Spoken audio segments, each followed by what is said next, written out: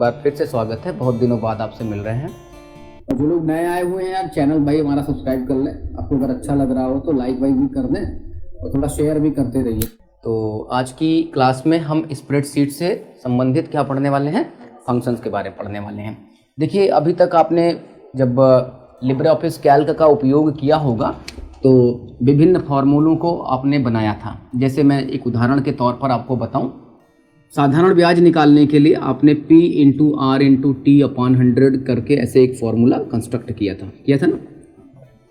साधारण ब्याज की बात करूं तो मान लीजिए कि मैं एक एग्जांपल जैसे सेट यहाँ पे करना चाहता हूँ। तो ये अगर नंबर्स आपको यहाँ पे जोड़ने हैं कुछ इस तरह के, तो इनको जोड़ने के लिए क्या करना होगा कि तो मान लीजिए 40 और 60 लिखना, तो 40 और 60 मत लिखिएगा, 40 और 60 का रेफरेंस दे दीजिए। जैसे A1 से कहाँ तक, B1 तक, ये लिखिए, इंटर कर दीजिए, ये दोनों जुड़ जाएंगे।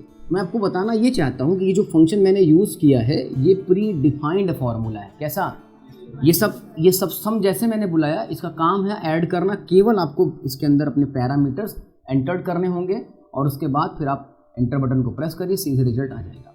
अगर ये वाला बनाते तो यूज़र के थ्रू बनाना, यूज़र ने अपनी ज़रूरत के हिसाब से इस फॉर्मूले को बनाया। आपने देखा होगा जब हमने पिछले क्लास में पढ़ा था तो बहुत सारे फॉर्मूले हम खुद ही बना रहे थे। साधारण ब्याज था, कंपाउंड इंटरेस्ट निकालना था, पावर्स निकाली थी ना, ऐसा बहुत सारा कुछ किया था। तो वहाँ फॉर्मूले अपने खुद बनाए थे और यहाँ बनाया मिलने वाला है। तो सिंपल सी एक बात कि फंक्शंस प्री डिफाइंड फार्मूलाज होते हैं और ये फंक्शन जानते हो अलग अलग कैटेगरी में मौजूद होते हैं। जैसे मैंने आपको अभी थोड़ी देर पहले भी बताया था कि हमारे यहाँ मैथमेटिक्स अलग अलग होते हैं ना, कैलकुलस है, त्रिकोणमिति है, बीजगणित है ना, तो सब में फॉर्मूले अप्लाई होते हैं। वैसे इधर भी फॉर्मूलों की अपनी प्रॉपर कैटेगरी है। मैथमेटिक्स के फॉर्मूले हैं, फाइनेंशियल मैथमेटिक्स के फॉर्मूले हैं, ट्रिग्नोमेट्री से रिलेटेड फॉर्मूले हैं, स्टैटिस्टिक्स को हैंडल करने के फॉर्मूले हैं, इंजीनियरिंग्स के फॉर्मूले हैं, बहुत सारे फॉर्मूले हैं। तो आपके सिलेबस में जो है उन्हीं में से मैं कुछ फॉर्मूले आपके साथ अभी शेयर करने वाला हूँ। तो पहले फंक्शन समझ गए। फंक्शन तक तुम्हारी पहुँच कैसे होगी? अगर आपको ये कीवर्ड नहीं याद होगा तो कैसे यूज़ करोगे भाई? पहली बार पढ़ रहे हो, सारे कीवर्ड तो याद नहीं। तो आपको फंक्शन तक जाने के लिए अगर आप लिब्रे ऑफिस कैल्क यूज कर रहे हो तो आपको प्रॉपरली इंसर्ट मेन्यू में जाना होगा और वहाँ पे फंक्शन लिखा हुआ मिलेगा। फंक्शन जैसे आप क्लिक करोगे इसका डायलॉग आ जाएगा, विजार्ड आ जाएगा और उसमें से फंक्शन चूज करना रहेगा और फिर वैल्यू इंटर करते हुए करके अपना प्रॉब्लम सॉल्व कर सकता है। अभी मैं इसको करके भी आपको दिखाऊंगा। एक तरीका ये था। दूसरा, फंक्शंस को कॉल करने के लिए फंक्शन डायलॉग या फंक्शन विजार्ड को लाने के लिए कंट्रोल के साथ F2 करेंगे। ये दोनों बातें LOC पर लागू होगी, लिब्रे ऑफिस कैल्क पर। एक्सेल अगर आप यूज करते तो आपको फॉर्मूला नाम के टैब में जाना पड़ेगा, वहां से काम करना होगा। ठीक है, इस बात समझ में आ गई? तो कुछ फंक्शंस अभी तक हमने पढ़ा हुआ है और आज हम मैथमेटिकल वाली कैटेगरी का एक और फंक्शन देखेंगे जिसका नाम है राउंड। कौन सा? राउंड। ये वाला फंक्शन समझिए, राउंड क्या करता है। आप सब अक्सर बोलते हुए सुने होंगे राउंड फिगर, सुने हो? राउंड। मान लीजिए किसी आपने कोई भाग किया और भाग के पश्चात किसी नंबर को आपने डिवाइड किया, भाग के पश्चात ये परिणाम आपको प्राप्त हो रहा है। ठीक है, ऐसा कुछ रिजल्ट है। मैंने कहा अगर आप ध्यान से देखोगे ये दशमलव के बाद 5 अंक नजर आ रहे हैं। मैंने ये कहा कि दशमलव के बाद केवल 3 अंक नजर आए। कितने अंक आए? दशमलव के बाद केवल 3 डिजिट नजर आए। तो यहाँ पे मैंने बता दिया कि 3 डिजिट आप इसको लेकर के आइए। तो कैसे इसको सॉल्व करेंगे, ये कैसे, इसका आंसर क्या आएगा? देखो, 3 डिजिट दिखाना दशमलव के बाद, यानी ये वाला पार्ट तो रहेगा इंटीजर वाला, लेकिन दशमलव के बाद 6, 5, 7 नहीं लिखेंगे। ध्यान दीजिएगा, 7 के बाद की जो वैल्यू है 8, वो 5 या 5 से अधिक है, इसलिए उसका करना पड़ता है समायोजन और ला करके हम इस 7 में 1 जोड़ देते हैं और इसका आंसर क्या हो जाता है? 8 हो जाता है। समझे? ये जो वाला जो काम होता है वो हम राउंड के माध्यम से करते हैं। इसी में एक बात और आप लोग बताइए मुझे जल्दी से, अगर इसकी जगह पर ये 4 हो जाता और अब मैं कहता कि दशमलव के 3 अंकों तक आप मान निकालिए, बाकी चीज़ों को हटा दीजिए, तो अब इसका आंसर क्या होगा? 5 नहीं होगा, ध्यान दीजिएगा, 4 ही रह जाएगा। अच्छा ठीक है, 3 तक निकालना, हाँ 3 तक निकालना, ठीक है। तो इसका आंसर क्या हो जाएगा? 5 हो जाएगा। सही। लेकिन इसी केस में अगर ये वाला मान बदल करके यहाँ 3 हो जाता, अब बताओ क्या होगा? 4। ये तो पढ़े हो, सारा कुछ जानते हो, इसका एडजस्टमेंट आता ना। अच्छा चलो बताओ, दशमलव के 2 अंकों तक ही इसका शुद्ध मान ज्ञात करो। अब बताओ क्या आएगा? 17.65 ही हो जाएगा ना, क्यों? क्योंकि 4 छोटा है, इसलिए इसका इधर एडजस्टमेंट करने की आवश्यकता नहीं होगी। तो बात समझ में आई? तो होगा क्या कि अगर आप इसको सॉल्व करना चाहते हो, एक्सेल में करना चाहते हो या फिर कैल्क में करना चाहते हो, तो इसके लिए प्रॉपरली एक फंक्शन डिफाइन है जिसका नाम है राउंड। आपको बताना पड़ेगा अपना नंबर, कौन सा नंबर है, और उसको नम डिजिट बतानी पड़ेगी, कितने राउंड पर निकालना आंसर को चाहते हो। ठीक है, तो यहाँ पर देखना, ये हो गया नंबर और ये हो गई आपकी डिजिट की आप राउंड कितने पर अप्लाई करना चाहते हो। इसका लिख लीजिएगा, उत्तर आ जाएगा क्या? सही है, बोलो। थोड़ा सा डिफाइन भी करोगे इसको? ठीक है, लिखिएगा, rounds a number to a rounds a number to a predefined accuracy. Rounds a number to a predefined accuracy. Rounds a number, ये दिखाई पड़ रहा? Rounds a number to a predefined accuracy. Accuracy माने क्या हुआ? शुद्धता। ठीक है, चलो इसको मैं यहाँ पे प्रैक्टिकली आपको अप्लाई करके दिखा दूँ। तो यहाँ नंबर लिखा था और यहाँ मुझे राउंड के बाद उस नंबर की डिजिट को लाना था। 17 दशमलव क्या क्या लिखा था मैंने, बता दो, 65483। चलो ठीक है, जो भी लिखा है ये नंबर लिखा हुआ है, इसका राउंड करना है दशमलव के 2 अंकों तक। तो हमने लिखा ROUND राउंड, और यहाँ देखो 2 पैरामीटर लिखना है। अच्छा, मैंने कल देखा था कुछ लोगों को कि ये इसको ऐसे रेंज वाले ऑपरेटर की तरह से कर देते हैं, वो गलत तरीका होगा, वो तरीका सही नहीं। यहाँ देखो कॉमा लगा हुआ है, नंबर लिखना और काउंट करना है। मैंने वहाँ नम डिजिट बताई थी, वो एक्सेल में अप्लाई होता है। तो हम ये यहाँ पे कर देंगे नंबर और ये लगा दूंगा क्या, काउंट। काउंट की संख्या हो जाएगी कितनी, दशमलव के 2 अंकों के बाद तक का ये नंबर दिखाई पड़े, और कर देता हूँ एंटर। देखो क्या रिजल्ट आया, हो गया। अच्छा, इसका उपयोग और कहाँ कर सकते थे? मान लो कि मैं कोई संख्या भाग कर रहा था, जैसे सपोज दैट हमने ये राउंड लिखा। आपको ये पता होगा सिंपली कि अगर हम 10 को 3 से भाग कर दें तो ये पूर्णतः तो कटता नहीं है, तो बहुत दूर तक नंबर आता है 3.333 करके। मैंने कहा 2 अंकों तक ही डिस्प्ले हो। किसी संख्या को डिवाइड करो और कितने अंकों तक आए, केवल 2 अंकों तक दिखाई पड़े। तो इसको कैसे हैंडल किया जाता? इसको आप लिखते राउंड, राउंड, और यहाँ जो भी तुम्हारा नंबर होता, मैं तो अब सीधे सीधे पर्टिकुलर नंबर यूज कर रहा हूँ, 10 बटा क्या लिख दूंगा 3, और यहाँ पे क्या कर दूंगा, इसको 2 अंकों तक ही दिखाऊंगा। जरा करो एंटर, क्या आ गया, बोलो। तो मतलब अगर आपको इस तरीके से कभी दशमलव को हैंडल करना हो कि ज़्यादा 2 अंकों तक दिखाई पड़े, 3 अंकों तक दिखाई पड़े, तो उसके लिए प्रॉपरली आप क्या कर सकते हो, राउंड नाम का फंक्शन उपयोग में ला सकते हो। बोलो। अच्छा, अब थोड़ा बोर्ड पे रखिएगा। इसी क्वेश्चंस में एक और आपको बात बताता हूँ, और चीज़ समझो। अच्छा ये बताओ, ये 2 लिखा था तो तुम लोग यहाँ दशमलव से गिन ले रहे थे। अगर यहाँ 0 लिख दिया जाए तो इसका राउंड करने पर क्या आंसर आएगा? हाँ, 0 कर दिया जाए तब इसका आंसर क्या होगा? इधर ध्यान दीजिए।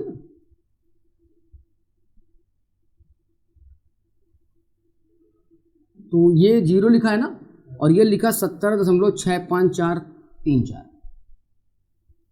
तो इसका मतलब ये हुआ कि दशमलव की कोई संख्या नहीं होनी चाहिए, वो पूरी तरह से उसको हटा दीजिए। जब आप दशमलव की सारी संख्या को हटाएंगे, जरा यहाँ पहुँचिए इस वाले अंक पर, क्या ये 5 से बड़ा है? 5 या 5 से बड़ा है?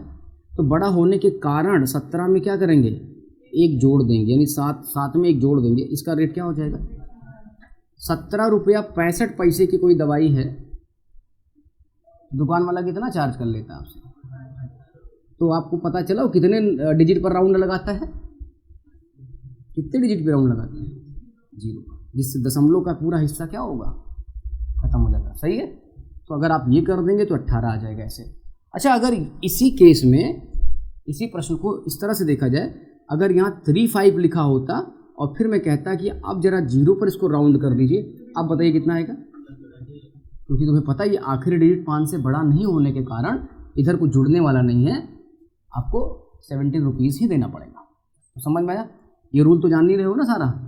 तो ये वाला हम राउंड पर लगाएंगे। अब कोई भी ऐसा कोई कैलकुलेशन निकालना है, 2 अंकों तक का या 3 अंकों तक का, या फिर आप चाहते हो कि इंटीजर पार्ट ही दिखाई पड़े, दशमलव वाला हिस्सा तो आए ही ना, तो उसके लिए ये राउंड फंक्शन में 0 का भी उपयोग किया जा सकता है। यहाँ तक समझ में आया? बोलो। अब एक चीज़ और सीखो, एक क्वेश्चन और इसमें बनता है। जैसे जो नंबर लिखा है वो बी वाले हो गए, बी वाले कॉलम में, वैसे कॉलम के एक चीज में लिखते हुए जाए हम, बिल्कुल कर सकते हो ऐसा। उसके बाद एक कुछ करने के बाद सब अपने आप करते हाँ, सारे हो जाएंगे, अपने आप हो जाएंगे। मान लीजिए आप ये चाहते हो कि मैं यहाँ पे इस तरह से रखिएगा इसको, सपोज दैट कि हम यहाँ पे कोई नंबर लिख देना चाहते हैं ऐसे, और कोई भी नंबर इस तरह से लिखा हो,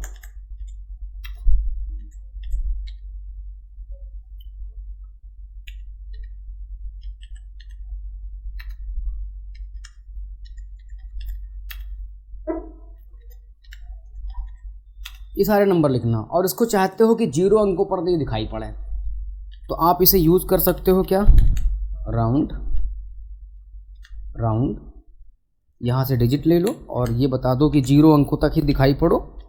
फिर क्या कर सकते हो, अच्छा इसका राउंड का उपयोग किसी संख्या को अगर आप डिवाइड कर रहे हो किसी से और फिर चाहते हो कि केवल इंटीजर पार्ट रहे, दशमलव वाला छूट जाए, तो उस समय भी आप राउंड का उपयोग कर सकते हो जाकर। इस सेंस में मैं कह रहा था, समझ में आई? तो ये नंबर आया कि नहीं? अब एक चीज़ और सीखिएगा इसी में, माइनस डिजिट के साथ कैसे राउंड ऑफ होता है, वो जरा देखिए। हाँ, मान लीजिए कि ये क्वेश्चन ऐसे लिख दिया जाए और यहाँ लिखा हो, यहाँ 2 लिखा रहे, 2 7 6 4, और यहाँ राउंड लिखा रहे -1 पर। अब ये क्या हुआ? अभी तक तो पॉजिटिव देखते थे, पॉजिटिव जब भी आता था दशमलव के बाद वाला मैनेजमेंट करना रहता था। अब क्या दिख रहा है, -1 पे राउंड करना चाहते हैं। तो इस तरह के प्रश्न में क्या करना होगा कि इन दशमलव वाले हिस्से को तुरंत हटा दो और बचा के रखो केवल क्या, 27। 27 में तुम्हें पता चल रहा है ये 1 है और ये 10 है, अरे ये इकाई अंक है और ये क्या है, दहाई अंक है। ये -1 जो लिखा हुआ है, इसका सीधा मतलब है कि आपको इकाई वाले अंक पर लगाना है राउंड। ठीक, इकाई वाले ये जो 7 है इस पर आपको राउंड लगाना। 27 रुपया हुआ है और -1 पर आपको राउंड अप्लाई करना है। आपने पढ़ा ये इकाई है और ये दहाई है। इकाई का फेस कितना है, 7 है ना, इकाई का फेस क्या है, 7 है, और दहाई का 2 है, तो 2 दहाई 7 इकाई है। तो -1 जब राउंड लगाना होगा तो इकाई वाले अंक को तुरंत उठा करके कर दो 0। और दूसरा सवाल इनसे पूछोगे कि क्या तुम 5 से बड़े हो या 5 के बराबर हो। 7 से पूछना, 2 से नहीं पूछना है। इकाई को करेंगे 0, इकाई वाले अंक को कर देंगे क्या, 0, और इन्हीं से सवाल करेंगे क्या कि क्या तुम 5 से बड़े हो। तो क्या बता रहा है, ये पता लग रहा, हाँ बड़े हो। इसका मतलब आगे वाली संख्या में 1 दीजिए जोड़, यानी 27 रुपया हुआ था, देना कितना पड़ेगा। बात समझ में आई, -1 पे आई है समझ। चलो अच्छा, इसी केस में अगर ये 23 लिखा होता, अब बताओ क्या करते हैं। अब राउंड लगाना होता तब क्या करते हैं, इसको उठा के तुरंत कर दो 0। इन्हीं से पूछो क्या तुम 5 से बड़े हो, कह रहे हैं सर नहीं बड़े हैं, तो कहना तुम्हारे साथ आगे कुछ नहीं जोड़ा जाएगा। क्या आंसर होगा, यानी 23 रुपया दुकानदार का हुआ था, तुमने कहा कि जरा राउंड कर लीजिए -1 पर, तो 23 की जगह वो क्या लेगा। और अगर उसका 27 हुआ होता तब कहता अब हम राउंड करेंगे, ठीक है कितना दे दो, कंफर्म हुआ। यानी 5 से ज़्यादा रहेगा तब जोड़ना है और नहीं है तो चलो इसको तो नोट करना। साथ साथ एक और क्वेश्चन इसी में और बनाता हूँ। ये ऐसे लिखा हो 6 4 3, अब इसको -2 पर मुझे चाहिए राउंड, इसका राउंड चाहिए कितने, -2 पर। ये डिजिट लिखिए, इकाई वाला समझ गए हो। अब आइए दहाई वाले को, इसको इस वाले चीज़ को समझते हैं। -2 पर राउंड करना, ये तो पहचाने रहे हो, ये 1 है 10 100 है, तो इकाई वाले अंक को फौरन बना दो क्या, दहाई वाले को भी क्या बना दो 0। लेकिन इनसे पूछना पड़ेगा दहाई वाले से, क्योंकि -2 पे राउंड है, कि क्या तुम 5 से बड़े हो, यानी इसका फेस 5 से बड़ा है कि नहीं, बड़ा है तो आगे क्या करो, कितना हुआ 364 रुपया हो रहा था और देना कितना पड़ा, 400 देना पड़ा। कंफर्म। चला जल्दी से तुम लोग इसको मुझे बता दो, फिर इसका क्या आंसर होगा। केस नंबर 2 इसको जरा देखो, कितना हो जाएगा? 300 हो जाएगा ना, क्योंकि ये 0, ये भी 0, और ये चूंकि इसको मत देखने लगना कि तो 5 से बड़ा है, नहीं तो बहुत सारे लोग परेशान हो जाओ। इधर भी देखो, जितने नंबर पे राउंड कहा गया उसी से पूछना है हमको। तो दहाई से पूछेंगे ना कि क्या तुम 5 से बड़ा फेस रखते हो, वो कह रहा नहीं, तो इधर सिर्फ क्या हो जाएगा? सही नहीं समझ पाई क्या? आ गया? लिखिए। चलो हम एक कदम और आगे बढ़ते हैं और -3 पर राउंड करते हैं इसको। कितने पे? 364 रुपए का बिल हुआ। आपने दुकान वाले से कहा जरा -3 पर सर राउंड कर दीजिए। कितने नंबर पे? -3 पर। इस वाले क्वेश्चन को पढ़ो। अब जरा बताओ राउंड कैसे होगा? हाँ, सब 0 हो गया, ये भी 0, 5 से बड़ा है नहीं तो आगे जोड़ देगा, कोई सवाल ही नहीं है। तो क्या व्यवहार में ऐसा कोई राउंड करेगा? हाँ, सामान खरीदो, उससे कह दो कि -3 पे राउंड कर दीजिए, बोलो, तो फ्री हो गया, सब 0 हो गया। चलो अच्छा, इसी में एक चीज़ और बताता हूँ। इसी क्वेश्चन में अगर यहाँ 6 लिखा होता और यहाँ 3 2 लिखा होता, अब -3 पर राउंड करो, अब बताओ क्या होगा? हाँ, कहेगा ठीक है बेटा, अगली बार तुम दुकान पे गए, ऐसा सामान आया, ऐसा रेट बना, तो ये 0, ये 0, ये 0, चूंकि ये 5 से बड़ा है, इधर आगे 0 समझो, तो एक यहाँ ले जाके 7 नहीं बनाना है, आगे एक 0 में क्या करना होगा? अरे इसको 4 डिजिट का बना दो, तो आगे एक जुड़ जाएगा ना, कितना देना पड़ेगा? समझे भाई? मैथमेटिक्स है ये, गणित है, तो रूल ऐसे लागू होगा। तो 632 रुपए का सामान 1000 दोगे? हाँ, इधर तो ले रहे थे, इधर देना भी पड़ेगा ना। तो समझ गए? एक क्वेश्चन CCC में कोई भी डिजिट लिख करके -1 -2 कुछ भी लिखेंगे, उसका आंसर देना पड़ेगा। जब ये पूरा कंसेप्ट आपको पता रहेगा तो इजीली इसको क्या कर लोगे? हैंडल कर लोगे। हाँ, बहुत बार करना पड़ता है। जैसे मान लीजिए, अरे हमने कहा 990 रुपए का सर सामान खरीदे हैं, यार राउंड फिगर लगा लीजिए। 910 रुपए का सामान खरीदा है, हमने कहा राउंड फिगर लगाइए। ये वाला टर्म बोलते हो? अच्छा, बहुत बार जो अकाउंट के लोग पढ़ाई करते हैं, टैली वगैरह पढ़ते हैं, तो उसमें 65 पैसा समथिंग ऐसे करके आते हैं, तो ये फिगर उनको राउंड करना पड़ता है। वो राउंड फिगर में उसको रखते हैं कि भाई वो आप एग्जैक्ट डिजिट बताइए। 10,000 हुआ, 983 रुपया 33 पैसा हुआ है, हमने कहा राउंड फिगर लगाइए। 983 रुपया 33 पैसा हुआ है, तो राउंड फिगर लगाना, दशमलव वाला हिस्सा हटाइए। इसको तुम वैल्यू कहोगे 983 रुपया दे दो, 963 रुपया होता। तो अगर ये कैलकुलेशन तुम्हारे सीट में आ रहा है और तुम चाहते हो कि इसे केवल इंटीजर पार्ट में रखा जाए, दशमलव के हिस्से में न लाया जाए, तो उसे क्या कर दिया जाए? ये राउंड कर दिया जाए। बहुत बार राउंड करवाते हो, डिस्काउंट नहीं कराते हो जा जाके, कहते छोड़ दो, ये छोड़ दो, राउंड फिगर कर लो। मैंने कहा ना 910 रुपये का सामान है, जरा राउंड फिगर कर लीजिए, कितना देना पड़ेगा? मैं अच्छा ये बताओ, 910 रुपये का सामान है, मुझे 900 रुपये पे करना है, ये राउंड कितने अंकों पर होना चाहिए? हाँ, अब ये थोड़ा सवाल मैंने घुमा दिया। 910 रुपये का सामान है, दुकान वाले को मैंने 900 रुपये पे किया, बताइए कितने अंकों पर राउंड अप्लाई हुआ था? कौन बताया? सही है? हाँ सही है भाई। -2 पे लगाएंगे ना, ये दोनों 0, ये वाला क्या 0, आगे को जोड़ना नहीं है, ठीक। 1000 रुपया देना पड़ा है, कितने अंकों पर राउंड पड़ा? 3 पे ना। तो देखो, जब इंटीजर पार्ट में रहेगा तो नेगेटिव में दिखाना है, और जब दशमलव वाला हिस्सा रहेगा तो वो पॉजिटिव में नजर आता है। ये एक्सेल में ऐसा चलता है। और देखो, मैंने कहा सैलरी कैलकुलेट किया, कुछ भी कैलकुलेट किया, उसमें 0.83 समथिंग आ रहा, हमको राउंड फिगर देनी है, तो उसके लिए कैसा फंक्शन लगा दीजिएगा? राउंड कर दीजिएगा। कंफर्म? अच्छा, कभी टेस्ट वगैरह देते थे बचपन में, कॉपियाँ चेक होती थी, 8.5 नंबर मिलता था, तो कितना मान लिया जाता था? वो हो जाता था कितने के? 8.63 नंबर मिला है, चलो 8.12 मिला है, लेकिन आज कंपटीशन का ज़माना सब मायने रखता है, इसलिए इधर राउंड डाउन सीधे नहीं करते हैं, वो दशमलव की भी बातें वहाँ पे होगी। चलो, राउंड सीख गए, तो राउंड बड़ा ही महत्वपूर्ण फंक्शन रहा है, इसको समझिएगा। एक क्वेश्चन कुछ भी रहेगा वो आएगा, बना लीजिएगा इसका सिंटैक्स वगैरह। सिंटैक्स लिख लियो कि लिखाना पड़ेगा? राउंड लिखना है, नंबर लिखना है, कॉमा लगा के काउंट लिखना है। ये ऊपर रखिएगा, लुक को दिखाता हूँ। ये रहा राउंड, तो दो चीज़ें यहाँ पे यूज होंगी, दो पैरामीटर, एक तो नंबर और second is the what, count, number और काउंट। तो चाहो तो इंडिविजुअल वैल्यू देखना। अच्छा, ये फॉर्मूलों में भी यूज हो सकता है, नहीं हो सकता है?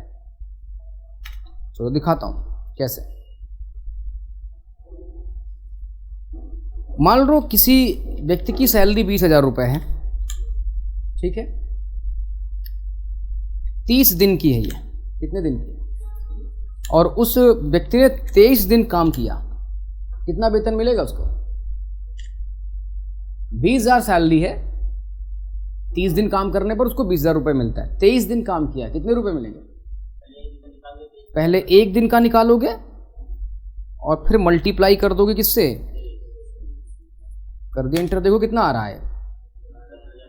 हमने कहा ये दशमलव में वाला हिस्सा हटा दो, दशमलव वाला हिस्सा क्या कर दो, तो आप F2 प्रेस करिए, चलते हैं बढ़िया सा। यहाँ क्या लिखेंगे? राउंड करिए ब्रैकेट, और यहाँ बताओ क्या लिखना चाहिए कॉमा लगा के। ये तो जो नंबर था, नंबर कैलकुलेट होकर के आ जा रहा है B1/C1 इंटू D1 से, और दशमलव वाला हिस्सा नहीं दिखाई देना चाहिए। तो कितना राउंड लगाऊं यहाँ पे? यहाँ लिख देता हूँ 0, कर दूंगा एंटर, देखो आया कि नहीं आया, बना। तो ऐसी तमाम स्थितियाँ आती हैं आपके काम करने के दौरान, तो उसके हिसाब से इस फंक्शंस का कर लीजिएगा उपयोग, ठीक। तो बना लीजिए सैंपल अगर आप देखना ही चाहते हैं ऐसे तो।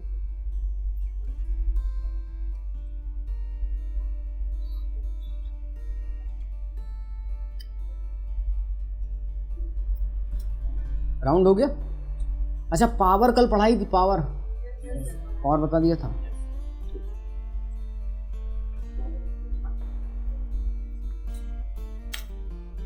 अब इसी से जुड़ा हुआ एक और फंक्शन आपको पढ़ाऊंगा जिसका नाम है सीलिंग। सीलिंग और फ्लोर, सीलिंग और कौन सा? फ्लोर। ये दो फंक्शन आपको सीखने हैं, एक है सीलिंग और दूसरा है फ्लोर। सीलिंग जरा लिखिएगा, हाँ सीलिंग लिखिएगा।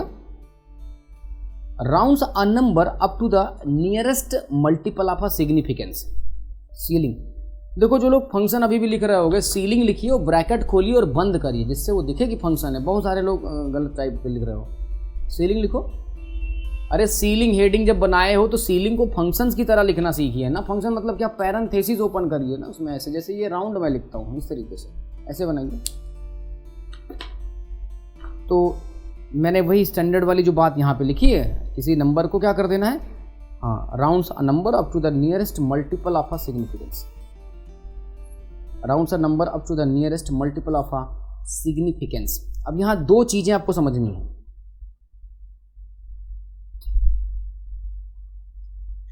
यहाँ दो पैरामीटर है, एक है नंबर और दूसरा कौन सा है? सिग्निफिकेंस। जनरल फॉर्म बनाइए इसका, लिखिएगा सीलिंग, सीलिंग नंबर, नंबर लिखिए और फिर लिखिएगा सिग्निफिकेंस, कॉमा लगा के। कॉमा लगा के दो पैरामीटर्स के अंदर एंटर्ड होंगी, एक तो नंबर, दूसरा उसका सिग्निफिकेंस मान। सिग्निफिकेंस कर दीजिएगा ब्रैकेट बंद। चलिए थोड़ा आपको इधर समझाऊंगा, बोर्ड पे रखिएगा।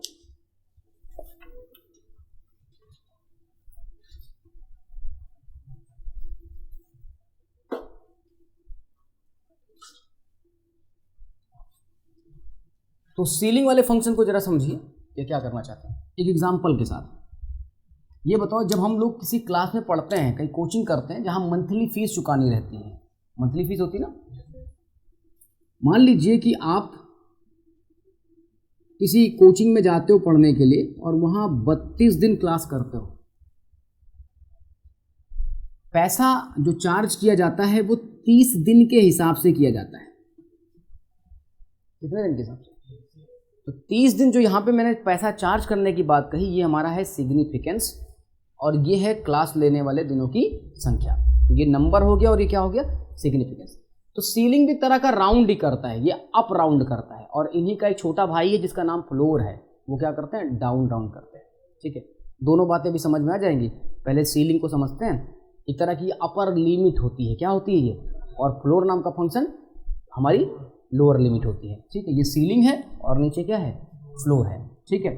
तो यहाँ पे शर्त ये बनाई है कि 30 दिन का पैसा देना पड़ता है किसी क्लास में पढ़ने के लिए, और आप पढ़ रहे हो 32 दिन। बताइए कितने दिन का अधिकतम पैसा आपको चुकाना पड़ेगा? हाँ, कितने दिन का, कितने दिनों का अधिकतम पैसा देना पड़ेगा? देखो 30 दिन तो पढ़ लिए, उसका तो पैसा दे दिया आपने 30 दिन के हिसाब से। 2 दिन और आप पढ़ रहे हो तो 2 दिन का पैसा नहीं दोगे, 30 दिन के हिसाब से पैसा दोगे, यानी टोटल पैसा देना पड़ेगा कितने दिन का?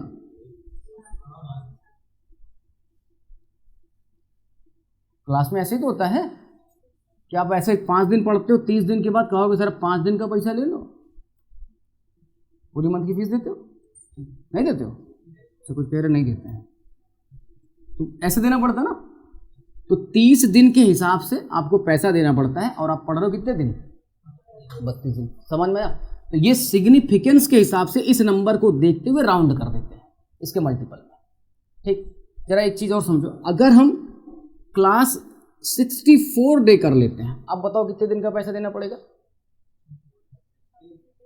3 महीने का। 3 महीने डे में बताओ, इसका आंसर आएगा आपको देना पड़ेगा 90 दिन का पैसा। राइट। एक और बताता हूँ, मान लीजिए आपको कोई काम आपको करना पड़ रहा है, आपको कोई काम कराना है और आपने किसी को लेकर के आए, 7 दिन का काम था, और जो व्यक्ति आया था वर्क करने उसने कहा था जो मैं पैसा चार्ज करूंगा वो 3 दिन के हिसाब से करूंगा। कितने दिन के हिसाब से? 3 दिन के हिसाब से करूंगा। तो बताइए उसको कितना दिन का पैसा देना पड़ेगा? 9 दिन का ना भाई। 3 दिन का पैसा दे दिया हमने, 1 दिन बचा, तो उसमें भी उसने कहा 1 दिन नहीं 3 दिन के हिसाब से पैसा दो। गणित का नियम है, कितना हो गया? तो 9 दिन का पैसा देना पड़ेगा। अच्छा, यही सिग्निफिकेंस मान क्या कभी 1 नहीं हो सकता है? नॉर्मल डेज में देखो, अगर आपको 7 दिन का काम कराना और पर डे के हिसाब से पैसा देना है तब कितना होगा? 7 दिन का होगा ना। अच्छा ये बताइए 7.5 दिन लगे हैं काम करने में, 1 दिन के हिसाब से पैसा देना, अब बताओ कितने दिन का देना पड़ेगा? तो सिग्निफिकेंस के हिसाब से आपको तय करना पड़ेगा ये दी गई डिजिट का क्या मल्टीपल हम निकालेंगे जिससे वो राउंड हो जाए। तो देना पड़ेगा कितने दिन का पैसा? कंफर्म बोलो। तो ऐसे बन जाएगा कि नहीं ये फंक्शन? तो सीलिंग निकालती है अपर लिमिट और फ्लोर निकालती है कौन सी? अभी फ्लोर भी लेके आऊंगा लोअर लिमिट। जरा इसको एक बार यहाँ पे ट्राई करके दिखाता हूँ, फिर एक और उदाहरण आपके सामने रखता हूँ। तो पहले सीलिंग का मतलब समझे? तो ऐसे क्वेश्चंस रहेगा, ये 64 और 30 लिखा रहेगा। मान लो ऐसे कोई डिजिट है कि 64 आ गई 30 आ गई, तो इसको सॉल्व कैसे करोगे? ऐसे समझना कि कोचिंग में पढ़ रहा हूँ 30 दिन और पैसा देना है मुझे, नहीं पढ़ 64 दिन रहा हूँ और पैसा देना 30 दिन के हिसाब से, तो इसका राउंड फिगर क्या होगा? 90 दिन का होगा। ठीक है, जोड़ दोगे ना इसको? ठीक है, तो दिखा भी देता हूँ। देखो ये लिखा है 64, ये रहा 64 और पैसा देना पड़ा है 30 दिन के भाव से। कर देते हैं ब्रैकेट को बंद और करता हूँ एंटर। कितना दिन का आया? 90 दिन का है। एक क्वेश्चन और जरा ध्यान दीजिएगा, अगर यहाँ पे -64 लिख दें तब क्या होगा? -64 जैसे एंटर करोगे एरर। तो अगर आप कभी क्वेश्चन देखिएगा CCC में, सीलिंग लिखा हुआ है और डिजिट पर लगा दिया गया नेगेटिव संख्या, तुरंत आंसर कुछ भी सॉल्व नहीं करना, सीधे लिख देना क्या है? एरर है। ठीक है, कंफर्म। ये वाला पॉइंट भी नोट कर लीजिएगा कि एरर मतलब नेगेटिव संख्या के साथ नहीं निकालेगा ये। तो नेगेटिव संख्या के साथ इसको फाइंड आउट नहीं किया जाता है। चलो यहां तक हो गया। चलो एक और आपको बात सिखाता हूं, एक और प्रैक्टिकल सीखो इसी सीलिंग का।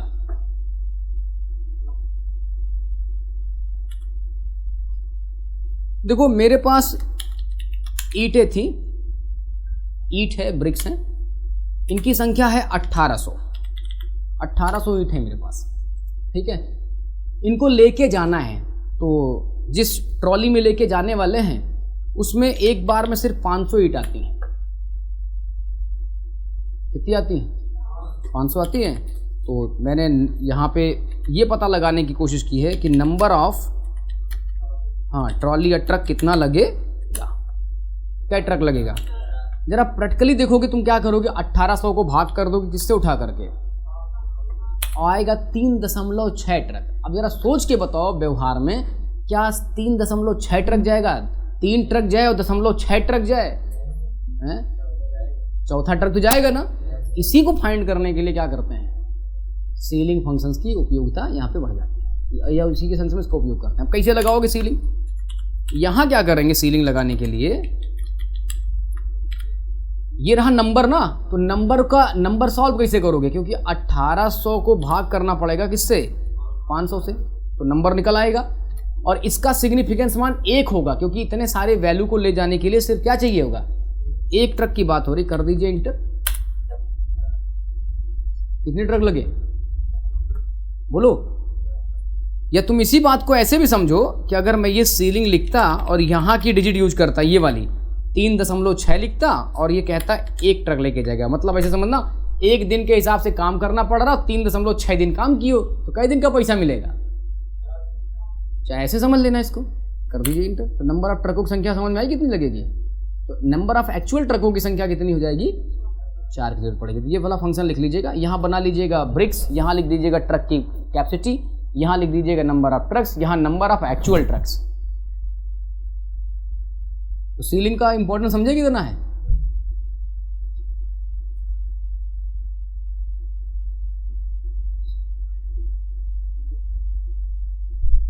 दिख रहा है कि नहीं दिख रहा है। एक दो उदाहरण और भी आप लोग बनाइएगा सीलिंग्स का।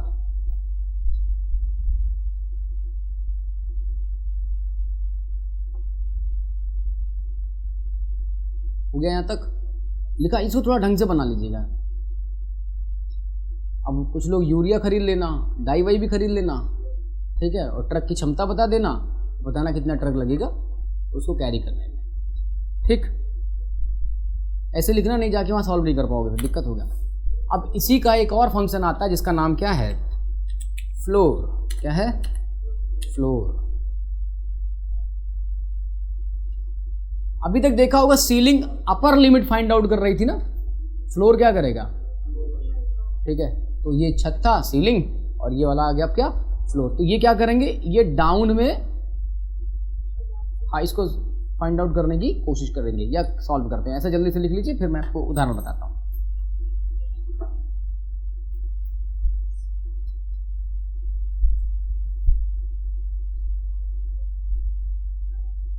ये डाउन राउंडिंग करेंगे, rounds a number down to the nearest multiple of a significance. सबसे बड़ा रूल सिग्निफिकेंस के हिसाब से नंबर को राउंड करना होता है, ध्यान रखिएगा।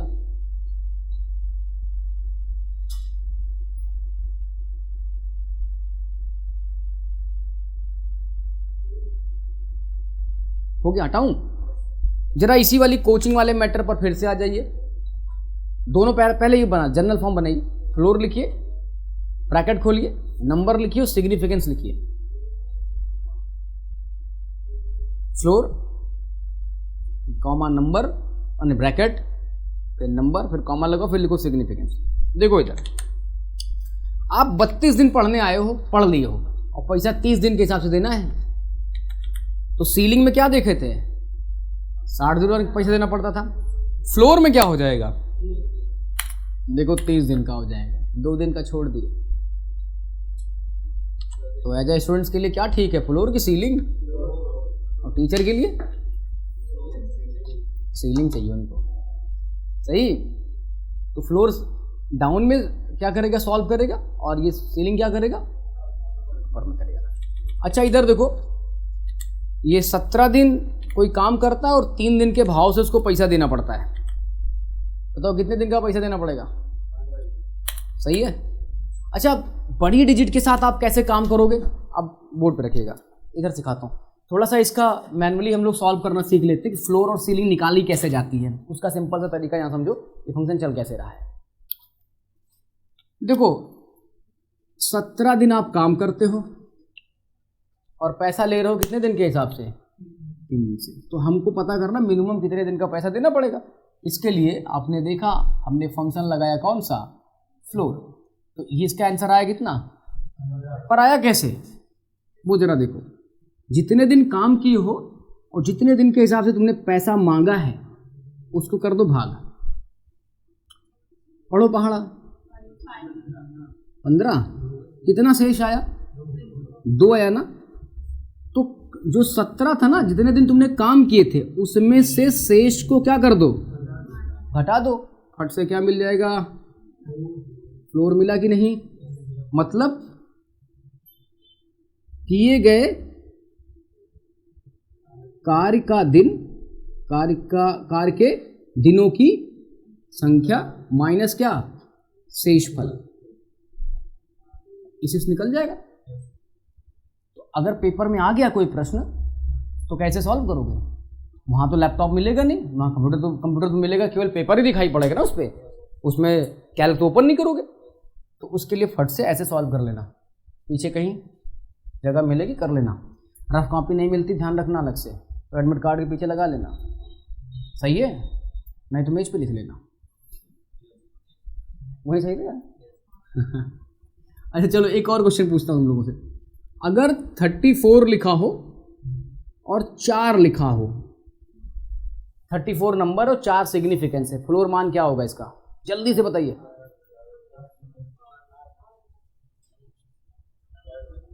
काहे गलत कर रहे हो भाई, भाग भी नहीं कर पा रहे हो, 4 अठे 32 ना, 2 शेष आया, तो 34 में से क्या निकालना होगा, आ गया, फ्लोर फाइंड हो जाएगा। अब देखो यहीं से सीलिंग कैसे सॉल्व होती, वो भी जरा देखो, सीलिंग क्या होता है इसका, फ्लोर के ज्ञात कर लेने पर, फ्लोर पता चला, फ्लोर 32 हो गया, जिससे भाग कर रहे थे ना, यानी भाजक को क्या कर लो, जोड़ दो, वही उसका क्या है, सीलिंग। तो आराम से इस फॉर्मूले पर जाते हुए, बिना एक्सेल का फॉर्मूला खोले हुए लगाए हुए, आप मैन्युअली सीलिंग और फ्लोर पता कर सकते हो कि नहीं पता कर सकते हो, सही।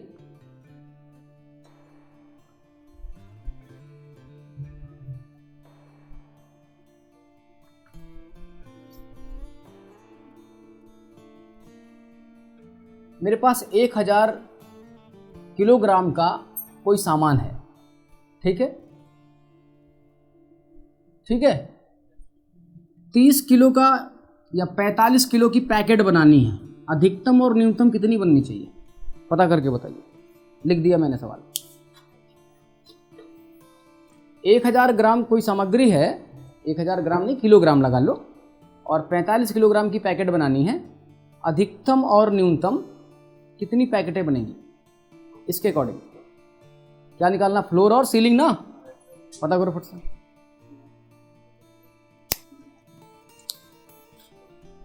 ज्यादा बड़ा हो गया क्या, सॉल्व नहीं हो रहा है, 22 समझ लो आ रहा,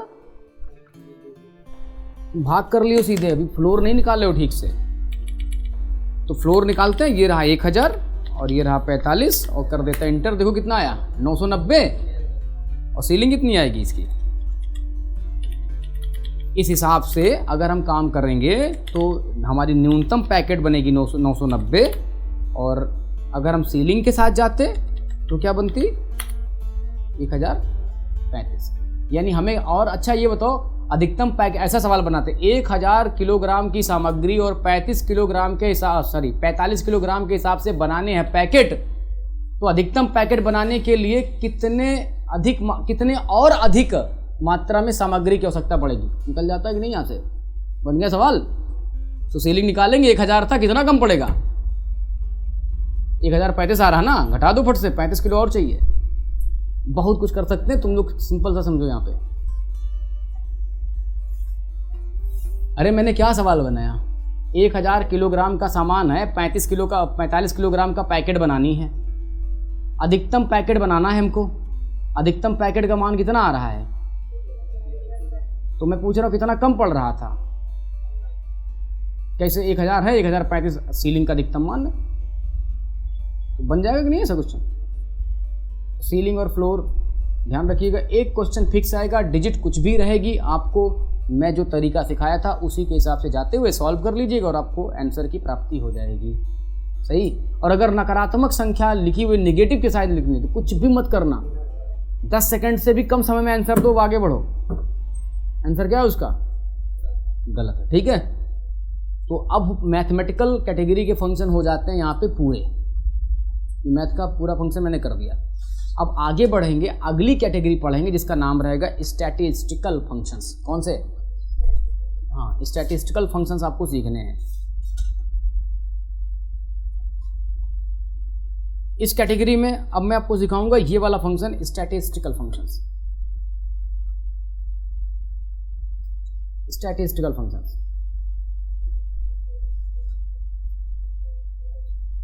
क्या बोलते हैं इसको? सांख्यिकी बोलते हैं, सांख्यिकी। तो आपको सांख्यिकी वाले कुछ फंक्शन सीखने, और इस कड़ी में सबसे पहला फंक्शन लगाने जा रहा हूं। ये लिख लिया? ये वाला कैटेगरी पढ़ेंगे, अभी ये वाली खत्म की है, ऐसे बहुत सारी कैटेगरीज हैं, तो ये वाला पढ़ना स्टैटिस्टिकल। चलो, हाँ, तो इसमें एक फंक्शन आने जा रहा है जिसका नाम है मैक्स। कौन सा? हाँ, मैक्स। मान लो यहां पे कुछ ऐसे नंबर्स लिखे गए हैं, इसमें से बताना है कि सबसे बड़ा नंबर कौन सा है। अब प्रॉपर बढ़िया सा लिख देना, नंबर 1, नंबर 2, नंबर तक सबसे बड़ा नंबर कौन सा है। तो ऐसे तो आराम से देख के बता दोगे कि 78 सबसे बड़ा है, पर इसका उत्तर मुझे यहाँ चाहिए। उसके लिए हम फंक्शन यूज करते हैं मैक्स। तो आप पहला फंक्शन बनाइएगा, मैक्स लिखिएगा, returns the maximum value in a list of arguments. Returns the maximum value in a list of, क्या guys? Argument. returns the maximum value in a list of argument, in a list of argument। यहां तक हो गया? चलो, तो कैसे लिखोगे? फिर जानते हो आप सभी लोगों को क्या करना होता है। मैं लिखता हूं जनरल फॉर्म, पहले लिखेंगे मैक्स और फिर लिखेंगे सेल रेंज। मैक्स लिखो, ब्रैकेट खोलो और फिर लिखो सेल रेंज। अच्छा, ये कॉमा कॉमा करके लिखा हुआ है ना, तो कौन सा ऑपरेटर लगा इसमें? ये कॉमा वाला यूनियन होता है, और ये देखो यहाँ पे कॉलन लगा है, इसका मतलब रेंज का भी उपयोग कर सकते हैं हम लोग। बोलो, ठीक है। तो यहाँ से यहाँ तक एक बार कर लो इसको सेलेक्ट, और कर देते हैं ब्रैकेट को क्या? बंद। देखो सबसे बड़ा नंबर मिल गया कि नहीं? तो मैक्सिमम नंबर आ गया बड़ा वाला। क्या इसी प्रकार से हम ये मिनिमम नंबर नहीं फाइंड कर सकते हैं? तो अगला फंक्शन भी आ गया इसी वक्त, जल्दी से कर लो।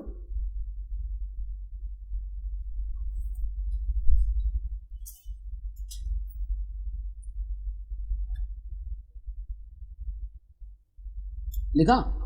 तो जहां पे तुम लोगों ने लिखा था क्या, लार्जेस्ट, वहां कर देना क्या, जहां मैक्सिमम लिखे थे वहां मिनिमम लिख लो।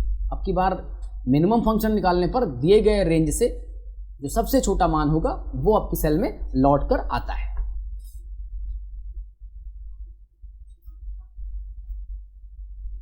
जाओ,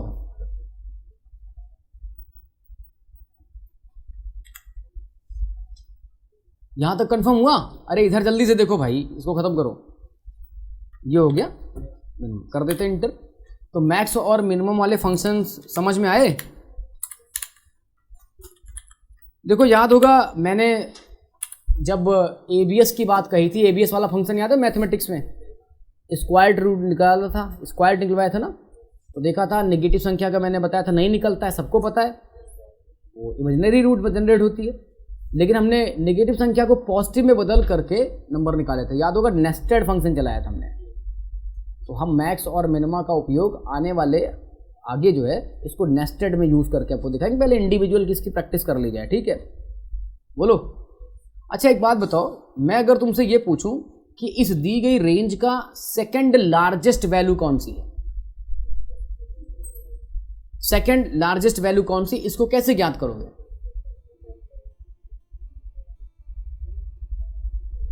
सत्तर है, 70 से 70 है।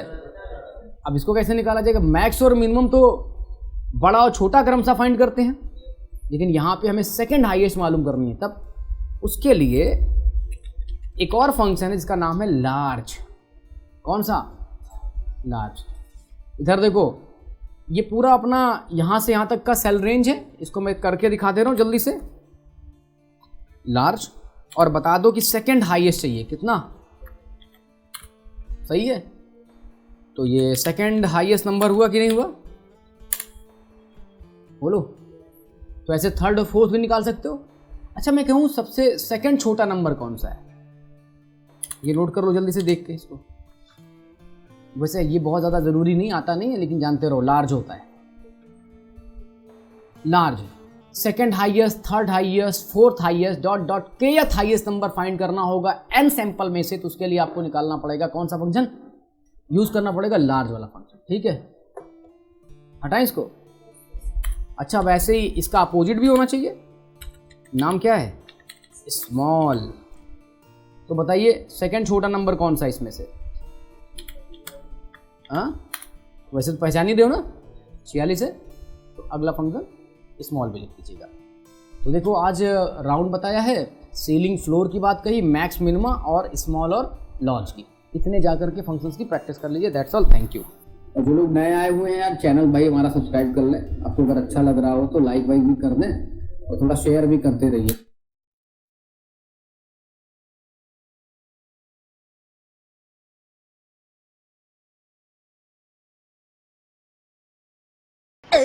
अगर आपने सब्सक्राइब नहीं किया तो काला कौवा काटेगा। बाय।